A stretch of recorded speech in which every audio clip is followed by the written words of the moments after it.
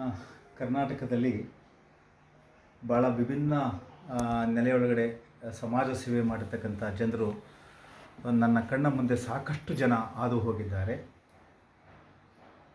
ಜೊತೆಗೆ ತಮ್ಮ ಪರಿಸರದೊಳಗಡೆ ಇದ್ದುಕೊಂಡು ಸುತ್ತಮುತ್ತಲಿನ ಬಡವರು, ಅಸಹಾಯಕರು, ಹಿಂದುಳಿದವರು, ಅಲ್ಪಸಂಖ್ಯಾತರು, ಟ್ರೈಬ್ಸು, ಅಲೆಮಾರಿಗಳ ಪರವಾಗಿ ಕೂಡ ಕೆಲಸ ಮಾಡಿದಂಥ ವಿದ್ವಾಂಸರನ್ನು ನಾನು ನೋಡಿರುವೆ.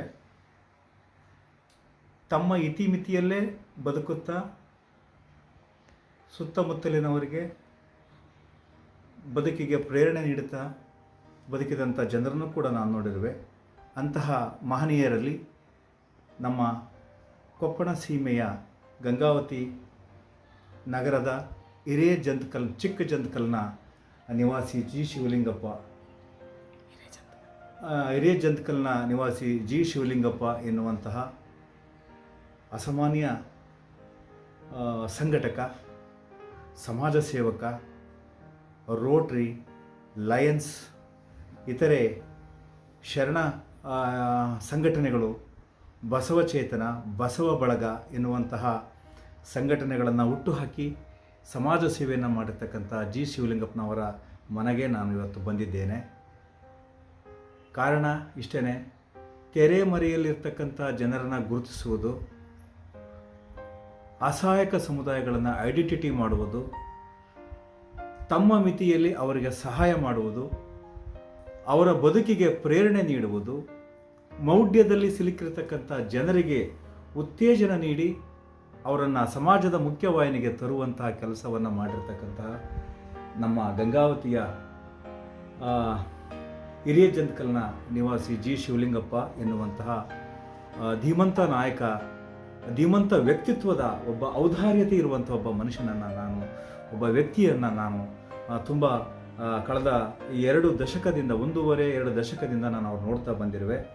ಅವರ ಸೇವೆ ಇತರರಿಗೆ ಮಾದರಿ ಎನ್ನುವ ಕಾರಣಕ್ಕಾಗಿ ನಾನು ಅವರ ಅಭಿನಂದನಾ ಗ್ರಂಥವನ್ನು ಕೂಡ ಮಾಡಬೇಕು ಅಂತೇಳಿ ಇತರೆ ಜನರ ಸಲಹೆ ಮತ್ತು ಮಾರ್ಗದರ್ಶನದ ಮೇರೆಗೆ ನನಗೆ ಅವಕಾಶ ಕೊಟ್ಟಿದ್ದರು. ಆ ಕಾರಣಕ್ಕೋಸ್ಕರ ಅವರದೊಂದು ಬಸವಾನುಯಾಯಿ ಎನ್ನುವಂತಹ ಅಭಿನಂದನಾ ಸಂಪುಟವನ್ನು ನಾನೇ ತಂದಿರುವೆ.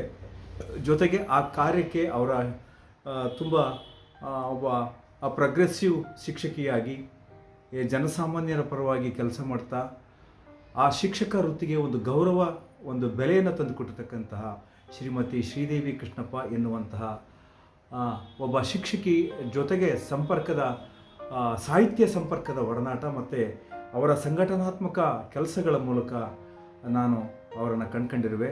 ಹಾಗಾಗಿ ಅವರ ತಂದೆಯ ಒಂದು ಅದ್ಭುತವಾದಂಥ ಅವರ ತಂದೆಯ ನೆನಪಿಟ್ಟುಕೊಳ್ಳಲಾರದಂತಹ ಒಂದು ಕೃತಿಯನ್ನು ಅವರು ತರಲಿಕ್ಕೆ ಪ್ರಯತ್ನ ಮಾಡಿ ನನ್ನಿಂದ ಕೆಲಸ ಮಾಡಿಸಿದ್ದಾರೆ ಅನ್ನುವಂಥ ಅಭಿಮಾನ ನನ್ನದು. ಹೀಗಾಗಿ ಲಿಖಿತ ಬರಹದ ಮೂಲಕ ಜೊತೆಗೆ ಮೌಖಿಕವಾಗಿಯೂ ಕೂಡ ಅವ್ರದ್ದೊಂದು ದಾಖಲೆ ಇರಲಿ ಅನ್ನೋ ಒಂದು ಕಾರಣಕ್ಕೋಸ್ಕರ ನಾನು ಈ ಸಂದರ್ಶನವನ್ನು ಮಾಡ್ತಾ ಇದ್ದೇನೆ. ರಾಮ್ ಮನೋಹರ್ ಲೋಹಿಯಾ ಅವರು ಹೇಳ್ತಾರೆ, ನೋಡಿ, ನೀವು ಕೆಲಸ ಮಾಡೋದಾದರೆ ಸಿಟಿಗೆ ಬಂದು ಕೆಲಸ ಮಾಡ್ಬೇಕಂತ ಏನಿಲ್ಲ, ಮಹಾನಗರಗಳಿಗೆ ಬಂದು ಕೆಲಸ ಮಾಡ್ಬೇಕಂತ ಏನಿಲ್ಲ, ನಿಮ್ಮ ಸುತ್ತಮುತ್ತಲ ಜಾಗದಲ್ಲಿ ಇದ್ಕೊಂಡೇ ಕೆಲಸ ಮಾಡಿ ಅನ್ನುವಂಥ ಸಂದೇಶವನ್ನು ಸೋಷಲಿಸ್ಟ್ ಪಾರ್ಟಿ ಕಾರ್ಯಕರ್ತರಿಗೆ ದಿವಂಗತ ರಾಮ್ ಮನೋಹರ್ ಲೋಹಿಯಾ ಈ ರಾಷ್ಟ್ರ ಕಂಡಂಥ ಅತ್ಯದ್ಭುತ ಧೀಮಂತ ನಾಯಕ, ಈ ದೇಶದಲ್ಲಿ ಸಮಾಜವಾದಿ ಪಾರ್ಟಿ ಕಟ್ಟಲಿಕ್ಕೆ ಭಾಳ ಪ್ರಮುಖವಾಗಿ ಕೆಲಸ ಮಾಡಿರ್ತಕ್ಕಂಥ ನಾಯಕ ಎನ್ನುವಂಥ ಮಾತು ಈಗಾಗಲೇ ಬಹುತೇಕ ಲಕ್ಷಾಂತರ ಕೋಟ್ಯಾಂತರ ಜನರಿಗೆ ತಲುಪಿರುವಂಥ ಮಾತು. ನೀವು ನಿಮ್ಮ ಸುತ್ತಮುತ್ತಲಲ್ಲಿ ಏನು ನಡೀತದೆ ಅನ್ನೋದನ್ನೇ ಸಂಗ್ರಹಿಸಿ ಅವರಿಗೆ ಸಹಾಯ ಮಾಡಿ, ಅಸಹಾಯಕರಿಗೆ ಸಪೋರ್ಟ್ ಮಾಡಿ ಅನ್ನುವಂಥ ಮಾತನ್ನು ಕೂಡ ಹೇಳಿದರು. ಆ ಮಾತಿನ ಅನ್ವಯ ಈ ನಮ್ಮ ಜಿ ಶಿವಲಿಂಗಪ್ಪನವರು ತಮ್ಮ ಮನೆಯ ಸುತ್ತಮುತ್ತಲು, ತಮ್ಮ ಹಳ್ಳಿಯ ಸುತ್ತಮುತ್ತ, ತಮ್ಮ ಊರಿನ ಮತ್ತು ತಮ್ಮ ತಾಲೂಕಿನ ಸುತ್ತಮುತ್ತ ಇರುವಂತಹ ಜನರುಗಳನ್ನು, ಅಸಹಾಯಕ ಜನರುಗಳನ್ನು ಗುರುತಿಸಿ, ಮೌಢ್ಯದಲ್ಲಿ ಮುಳುಗಿರ್ತಕ್ಕಂಥ ಜನರನ್ನು ಗುರುತಿಸಿ ಆ ಕೆಲಸವನ್ನು ಅವರು ಮಾಡಿದ್ದಾರೆ ಎನ್ನುವ ಕಾರಣಕ್ಕೋಸ್ಕರ ನಾನು ಈ ಕೆಲಸವನ್ನು ಮಾಡಲಿಕ್ಕೆ ಬಂದಿದ್ದೇನೆ. ಈ ಸಂದರ್ಶನ ಅತ್ಯಂತ ಅದ್ಭುತ ಮತ್ತು ಮೌಲ್ಯಯುತ ಅನ್ನುವಂಥ ಅಭಿಮಾನವನ್ನು ನಾನು ಹೇಳಲಿಕ್ಕೆ ಬಯಸ್ತೇನೆ. ಯಾಕೆಂದರೆ ಶಿವಲಿಂಗಪ್ಪ ಎನ್ನುವಂಥ ವ್ಯಕ್ತಿತ್ವದ ಒಬ್ಬ ಚುಂಬಕ ವ್ಯಕ್ತಿತ್ವದ ಒಬ್ಬ ಒಬ್ಬ ಗುರುತರವಾದಂತಹ ಮೌಲ್ಯವುಳ್ಳ ಆದರ್ಶಗಳನ್ನು ಇಟ್ಕೊಂಡಿರ್ತಕ್ಕಂಥ ಒಬ್ಬ ಜಿ ಶಿವಲಿಂಗಪ್ಪನವರ ನಾನು ಸಂದರ್ಶನ ಮಾಡಲಿಕ್ಕೆ ನನಗೆ ತುಂಬ ಹೆಮ್ಮೆ ಮತ್ತು ಅಭಿಮಾನ ಅನ್ನಿಸ್ತಾ ಇದೆ. ಈ ಜಿ ಶಿವಲಿಂಗಪ್ಪನವರಿಗೆ ನನ್ನ ಸಂದರ್ಶನಕ್ಕೆ ನಾನು ಈ ಸಿರಿ ಸಂಪದ ಎನ್ನುವಂಥ ನನ್ನ ಗುರು ಸಮಾನ ಮತ್ತು ಅವರ ಸಾಹಿತ್ಯದ ಮೇಲೆ ಅವರ ಸಂಶೋಧನಾ ಕೃತಿಗಳನ್ನು ಓದಿದ ಆಧಾರದ ಮೇಲೆ ನಾನು ಅವರ ಪ್ರಭಾವಕ್ಕೊಳಗಾಗಿ ನಾನು ಜಿ ಶಿವಲಿಂಗಪ್ಪನವರಿಗೆ ಈ ಕೃತಿಯನ್ನು ನಾನು ಕೊಡುಗೆಯಾಗಿ ಕೊಡುವ ಮೂಲಕ ನನ್ನ ಸಂದರ್ಶನವನ್ನು ನಾನು ಆರಂಭ ಮಾಡಲಿಕ್ಕೆ ಬಯಸ್ತಾ ಇದ್ದೇನೆ. ಸರ್ ನಮಸ್ಕಾರ. ನನ್ನ ಸಂದರ್ಶನಕ್ಕೆ ನಿಜವಾಗ್ಲೂ ನನಗೆ ಹೆಮ್ಮೆ ಅನ್ನಿಸ್ತದೆ ನಿಮ್ಮ ಬಗ್ಗೆ ಮಾತಾಡಲಿಕ್ಕೆ. ಸರ್, ಈಗ ನಾನು ಇಷ್ಟೆಲ್ಲವನ್ನೂ ಕೂಡ ನಿಮ್ಮ ಬಗ್ಗೆ ಇಂಟ್ರೊಡ್ಯೂಸ್ ಕೊಟ್ಟೆ.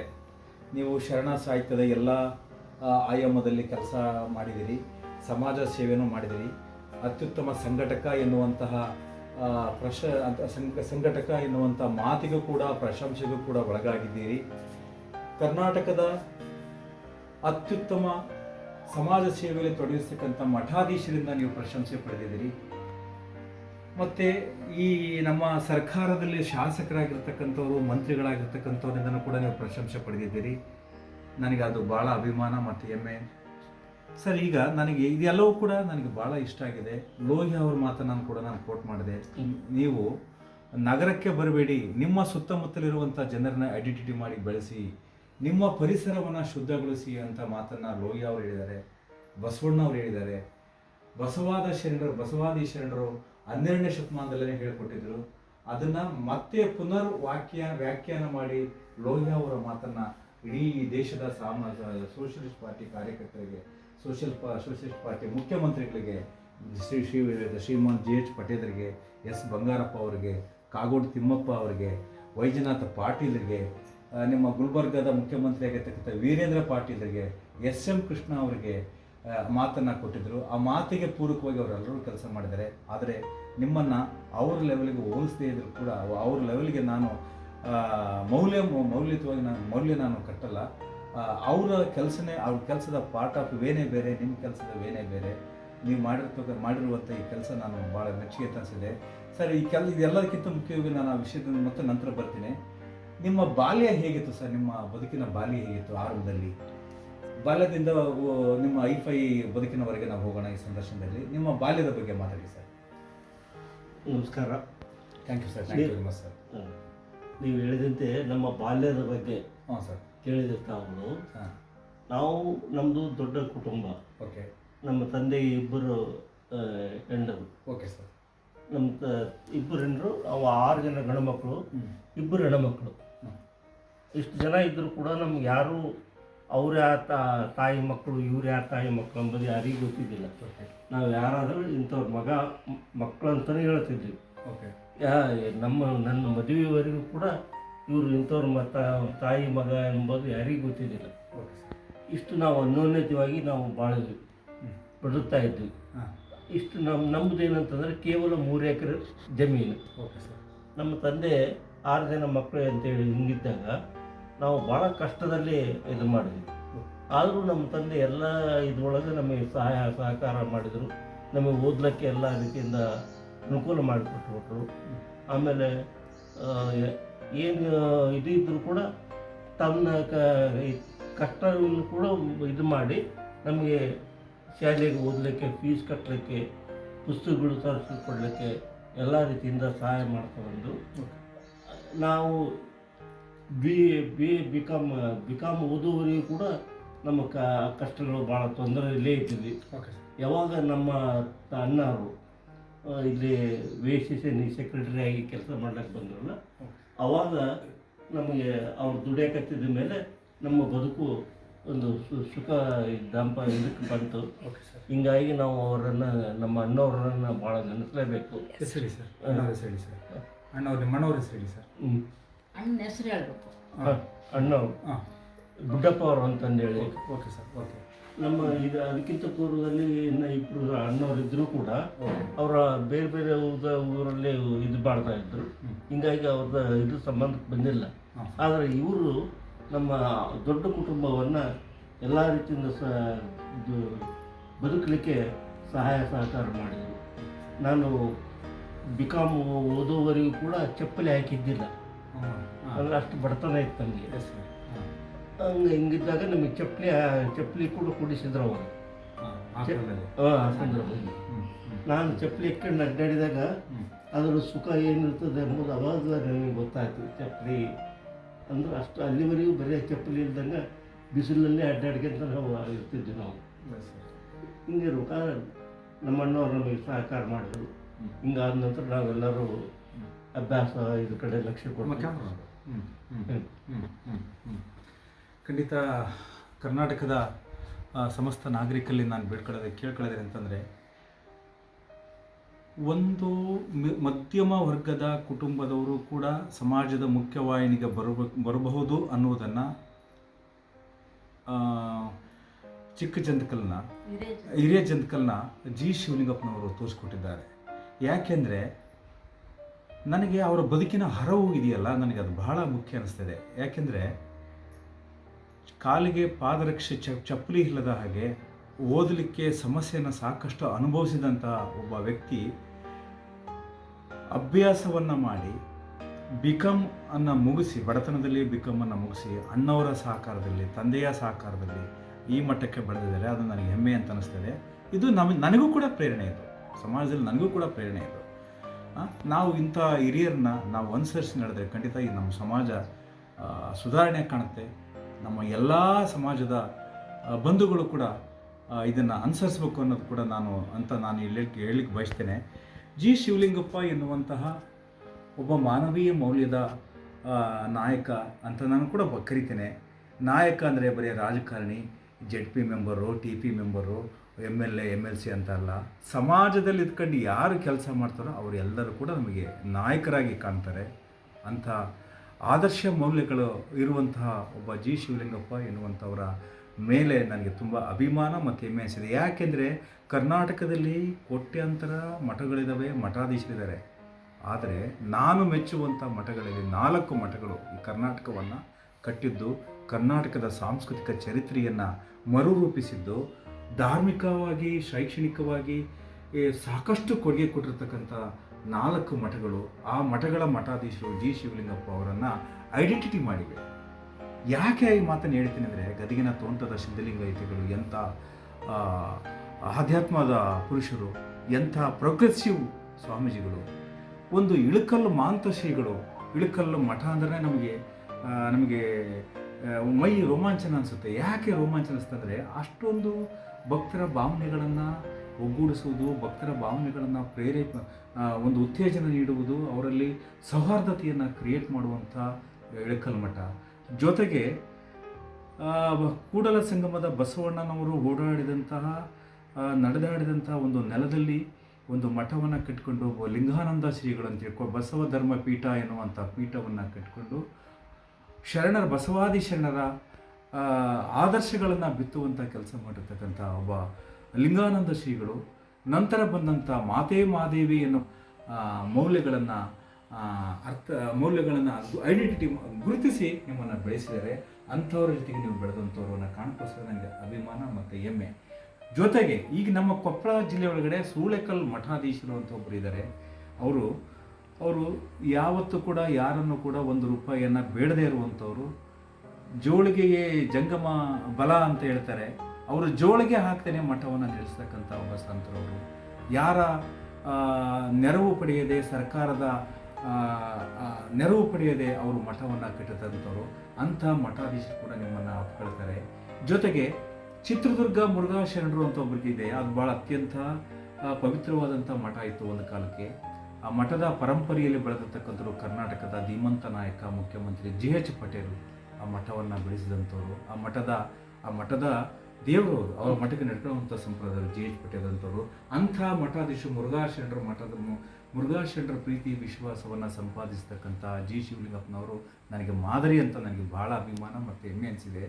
ಯಾಕೆಂದರೆ ಒಬ್ಬ ಸಣ್ಣ ಮನುಷ್ಯ, ಒಬ್ಬ ಮಧ್ಯಮ ವರ್ಗದ ಹುಡುಗ ಜಿ ಶಿವಲಿಂಗಪ್ಪ ಎನ್ನುವಂಥವರು ಓದೋದಿದೆಯಲ್ಲ, ಸಮಾಜ ಕಟ್ಟೋದಿದೆಯಲ್ಲ, ಸಂಘಟನೆ ಕಟ್ಟೋದಿದೆಯಲ್ಲ, ಜನರ ಹತ್ರ ಸೌಹಾರ್ದತೆ ಮೂಡಿಸೋದಿದೆಯಲ್ಲ, ಕೋಮು ಭಾವನೆ ಕೆರಳಿಸೋದನ್ನು ಬದಲು ಜನರಲ್ಲಿ ಶಾಂತಿಯ ಭಾವನೆಯನ್ನು ಬಿತ್ತಿದ್ದು ಇದೆಯಲ್ಲ, ಅದು ನನಗೆ ರೋಲ್ ಮಾಡಲ್ ಅಂತ ನನಗೆ ಅನಿಸಿದೆ.